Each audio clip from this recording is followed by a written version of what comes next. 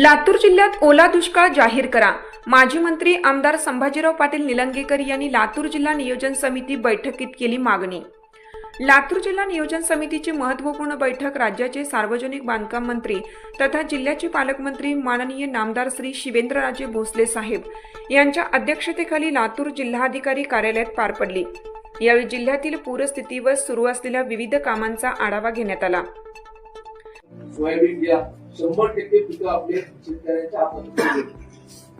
अध्यक्ष मध्ये आपल्याला जिल्हा म्हणून बघत असताना आपल्याला दोन गोष्टी आहेत की शेतकरी हा एक महत्वाचा घटक आहे आणि जिल्ह्याच्या वतीने आम्हाला असं वाटतं की आम्ही खाली प्रवास करत असताना पाणी केलेली आहे आणि खरं तर आपल्या महसूल विभागाने मागच्या या 10-15 दिवसामध्ये अधिकारी प्रशासकीय अधिकारी त्या ठिकाणी ग्राउंडला होते, इरिगेशनचे देखील अधिकारी त्या ठिकाणी ग्राउंडला होते।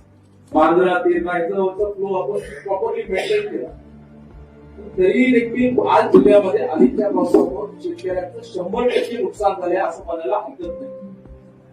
त्यामुळे आमची आपल्याला विनंती आहे दोन गोष्टी आहेत। एक तर लातूर जिल्ह्याला आपण ओला दुष्काळ असं जाहीर करावा असं एक आम्हाला त्या ठिकाणी वाटतं की आपण आपल्या सरकारकडे मांडत असताना जिल्ह्याच्या वतीने ही भूमिका मांडणं गरजेचं आहे। दुसरा एक महत्वाचा विषय माननीय अध्यक्ष महोदय, या पावसामध्ये जर पाहिलं की मांजरा आणि तेरणामध्ये 5 वर्षातून कधीतरी एकदा शिवेळ त्यावेळेस आम्ही धरणातून पाणी सोडतो, पण मागच्या 10-15 दिवसांमध्ये किंवा महिनाभरामध्ये आम्ही बरोबर आहे ना, महिन्याभरामध्ये 5 वेळेस आपल्याला पाणी सतत सोडावं लागतं आणि मांजरा आणि तेरणीचं पाणी सोडल्यानंतर याचा जो शेवटचा जो जिथं संगम आहे हा म्हणजे निलंगा विधानसभा असेल किंवा आपल्या बॉर्डर त्या ठिकाणी असणार आणि जिल्ह्यामध्ये ह्या पावसामध्ये अध्यक्ष महोदय रस्ते, पुलं, गावाचा संपर्क हा सगळा त्या ठिकाणी देतो। माझी आपल्याला विनंती आहे,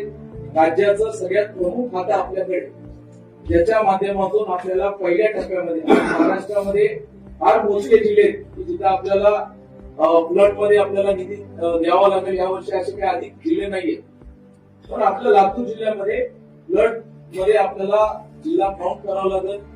आधीचा जो प्रस्ताव घालून आपल्याकडे आलेला आहे त्या प्रस्तावाला अध्यक्ष मध्ये आपण त्याला परवानगी द्यावं लागेल। त्याला जे काही निधी उपलब्ध करून द्यायचा असेल, पुलांसाठी असेल, त्यासोबत रस्त्यांसाठी असेल, जे रस्ते आपल्या स्टेटकडे असतील त्यांना आपण देणं गरजेचं आहे। पण हा गडचिरोलीमध्ये जसं माननीय मुख्यमंत्री